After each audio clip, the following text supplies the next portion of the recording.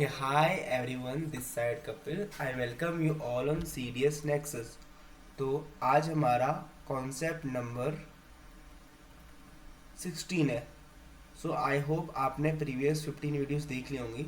अगर नहीं देखी हैं कोई बात नहीं, जब आपको टाइम मिले यू कैन वॉच, और नहीं भी दे सकते हैं, कोई कंपल्शन नहीं है गवर्नमेंट की तरफ कि आपको E20 पेट्रोल डालना ही है गाड़ी में. तो ये सब नहीं है, आपकी मर्जी, देख सकते हैं आप, नहीं भी दे सकते हैं. तो शुरू करते हैं आज का कॉन्सेप्ट. तो आज का कॉन्सेप्ट से स्टार्ट करने से पहले ये दो क्वेश्चन आप देख सकते हैं. तो अगर आप इन दोनों को सॉल्व कर सकते हैं तो आप वीडियो को अभी बंद कर दीजिए, क्योंकि आपको आता है भाई. ठीक है, और नहीं आता तो कोई बात नहीं, आप वीडियो पे बने रहिए, आप यहाँ से सीख के जाएंगे. तो वो क्वेश्चन है हमारे ऑन दी कोऑर्डिनेटर. ठीक है, तो हम कोऑर्डिनेटर के बारे में जानते हैं कि इसके चार साइड होती हैं. ठीक है, ठीक है, और मैं नाम दे सकता हूँ इन चारों जो वर्टिसेस हैं, A B C D. अब इसके डायगोनल आपस में बाइसेक्ट करते हैं P पे. ठीक है, तो यहाँ से मैं क्या करूँगा, कोऑर्डिनेटर का एरिया निकालूंगा. कोऑर्डिनेटर का एरिया, तो कोऑर्डिनेटर का एरिया निकालने के लिए हम क्या करते हैं, तो हमें वैसे पता है नहीं है ना, हमें पता है कि स्क्वायर का फॉर्मूला क्या होता है, एरिया का, रेक्टेंगल का क्या होता है, पैलोग्राम का क्या होता है, बट हमें कोऑर्डिनेटर का नहीं पता होता है. तो हाँ, तो आज हम वही जानेंगे. तो मान लो ये एंगल थीटा है, ऑफ कोर्स थीटा बनेगा, कुछ भी हो सकता है, तो मैं थीटा मान लिया. यहाँ पे क्या होगा, स्ट्रेट लाइन है तो 180 माइनस थीटा. ठीक है, ये अपोजिट वर्टिकल अपोजिट एंगल, तो 180 माइनस थीटा, ये थीटा. अब देखो, अगर मैं किसी भी ट्रायंगल का एरिया निकालता हूँ जिसका बीच में कुछ एंगल है थीटा, तो हम कैसे निकालते हैं इसका एरिया, तो हम बोलते हैं हाफ AB साइन थीटा. ठीक है, ठीक है. तो अगर मैं यहाँ पर इसका एरिया निकालूंगा, या मैं इसका एरिया निकालूंगा, या मैं इसका एरिया निकालूंगा, तो मैं वही चीज़ करूँगा जो मैं आपको बताया कि जैसे मैं इस ट्रायंगल का एरिया निकालूंगा, क्योंकि यहाँ पे मुझे बीच में एंगल दिया हुआ है. ठीक है, तो फिर मैं इसको A मान लेता हूँ, इसको B मान लेता हूँ, C मान लेता हूँ, इसको D मान लेता हूँ. ठीक है, ठीक है. तो अब निकालते हैं एरिया. तो अगर इस वाले ट्रायंगल का एरिया निकालूंगा तो क्या निकलेगा मेरा, इसका निकलेगा हाफ AD साइन थीटा, इसका निकलेगा half AC sine 180 minus theta ना, क्योंकि यहाँ पे थीटा की वैल्यू ये है. इसका निकलेगा हाफ BC साइन थीटा, इसका निकलेगा half BD sine 180 minus theta. ठीक है, तो देखा मैंने यहाँ पे ये दो ली, AD, यहाँ पे लिया AC, यहाँ पे लिया BC, यहाँ पे लिया BD. आई होप आपको मेरी हैंड राइटिंग समझ में आ रही होगी.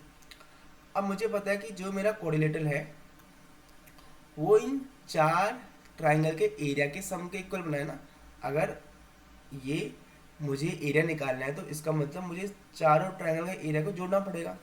तो मैं जोड़ता हूँ, तो जोड़ो सबको, इसको, इसको, इसको और इसको. तो हाफ AD साइन थीटा. ठीक है, ठीक है. इससे पहले मैं आपको एक बात बताना चाहूँगा कि साइन 180 माइनस थीटा भी मेरा क्या होता है, साइन थीटा. ठीक है, ठीक है. तो ये बात आपको यहाँ पे ध्यान रखनी है. तो इसका मतलब मैं यहाँ पे हाफ AC साइन थीटा लिख सकता हूँ, यहाँ पे हाफ BC साइन थीटा और हाफ BD साइन थीटा. ठीक है, अब आप देखिए यहाँ पे हाफ और साइन थीटा को मैं कॉमन ले सकता हूँ. ठीक है, तो अंदर बचा AD AC BC plus mega BD. अब इन दोनों में देखिए मेरा A कॉमन है, तो इसको D प्लस C लिख सकता हूँ. इसमें मेगा क्या कॉमन है, B कॉमन है, इसको C प्लस D लिख सकता हूँ. यहाँ पे ब्रैकेट डाल दिया बड़ा वाला. ठीक है, तो यहाँ पे थोड़ा सा और ऑब्जर्व करिए, ये देखो ये दोनों में कॉमन है ना ऐसे, तो क्या मैं इसको ऐसे लिखता हूँ ए प्लस बी और सी प्लस डी और हाफ यहाँ पे साइन थीटा, ठीक है। तो हाफ ए प्लस बी की वैल्यू क्या है ए सी प्लस डी की वैल्यू क्या है बी डी और साइन थीटा। तो यही क्या होता है मेरा कोऑर्डिनेटर का एरिया, कि half diagonal d1 into d2 और ये sine theta. So I hope आपको ये समझ में आया होगा कि कोऑर्डिनेटर का एरिया क्या होता है, half d1 into d2 sine theta. d1 क्या माना AC मान लिया d1 और BD को मैंने d2 मान लिया, ठीक है। तो ये है आज का कॉन्सेप्ट, पर ये तो सिंपल कॉन्सेप्ट है, इससे थोड़ा आगे बढ़ेंगे हम। कैसे, अगर आप एक चीज़ करोगे नोटिस, अगर आप इसका एरिया और इसका एरिया करोगे मल्टीप्लाई और इसका एरिया और इसका मल्टीप्लाई करोगे तो आप कुछ आपको दिखेगा। तो क्या दिखेगा, करते हैं पहले मल्टीप्लाई ये, तो हाफ 1/4 यहाँ पे क्या आएगा A B C D sine square theta, और यहाँ पे अगर मैं यहाँ पे ये किसका है, इन दोनों का, इसको मैं मान सकता हूँ, इसको मान लो क्या मान लो x और y मान लो, ठीक है, इस x और y का एरिया, ठीक है। और इसको मान लो क्या RS मान लो, RS की बोतल मान लो, तो RS का निकलेगा 1/4, तो AC तो A B C D sign square theta. तो आपने देखा इन दोनों का एरिया क्या है, आपस में इक्वल है। देखो half AB CD sign square theta, half AB CD sign square theta. तो यहाँ से मैं कह सकता हूँ कि XY इक्वल टू RS, कि इन दोनों का प्रोडक्ट करूँगा ना मैं, इन दोनों का, तो इन दोनों के एरिया के इक्वल आएगा, ठीक है। ठीक है, तो बस ठीक है, थोड़ा अच्छे से लिखता हूँ मैं इसे ताकि यहाँ पे समझ में आ जाए। ओ भाई, यहाँ पे गाइस अभी रात की बज रही है 3 और मैं रिकॉर्ड कर रहा हूँ, मजाक कर रहा हूँ। You have seen many people say this kind of thing but it is good.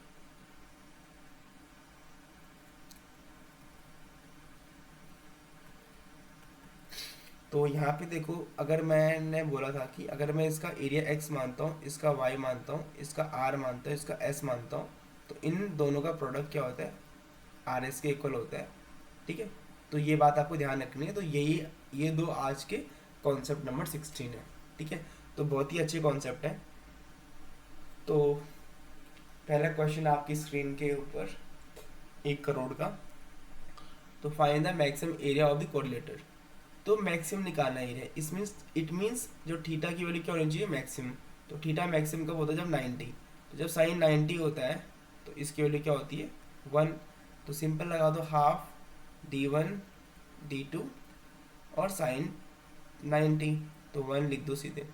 तो हाफ 12 इंटू 15 इंटू 1, तो ये सिंपल 90 आ गया, ठीक है। ठीक है, अब सेकंड क्वेश्चन।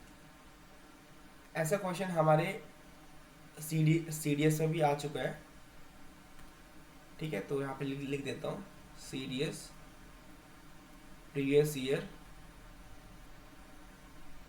ईयर कॉन्सेप्ट लिख देता हूँ, क्योंकि एग्जैक्ट क्वेश्चन नहीं था आई थिंक, ठीक है। तो एग्जैक्ट क्वेश्चन मुझे याद नहीं है कौन से ईयर में आया था, बट मुझे कॉन्सेप्ट पता है कि आया तो था, बिकॉज जब मैंने किया था तो आई वाज लाइक किया ये क्वेश्चन कैसे होगा, because I have not read this concept at that point of time.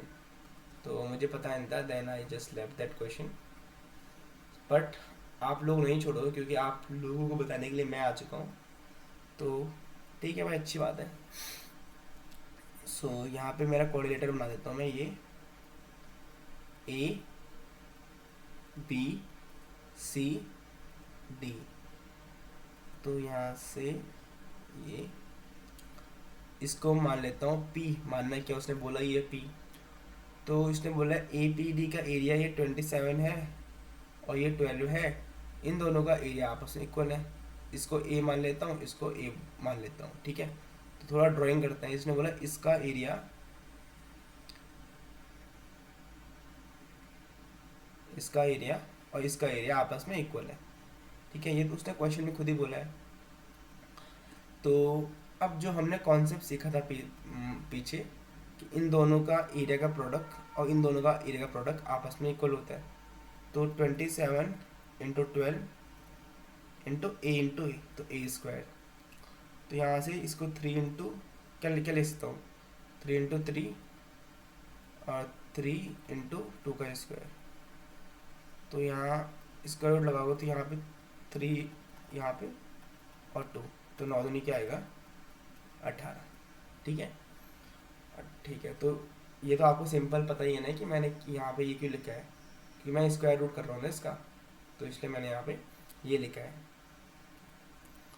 तो बस भाई इन क्वेश्चन को ऐसे ही सॉल्व करना है। देखो इसका 20 ये आएगा 324 आएगा ना, तो 324 का क्या होता है 18 होता है। सो आई होप आपको ये क्वेश्चन और ये कॉन्सेप्ट दोनों समझ में आया होगा, and this is very important concept. And if you like this video, do comment and do subscribe. Hope this will add some value into your preparation of CDS. So that's all.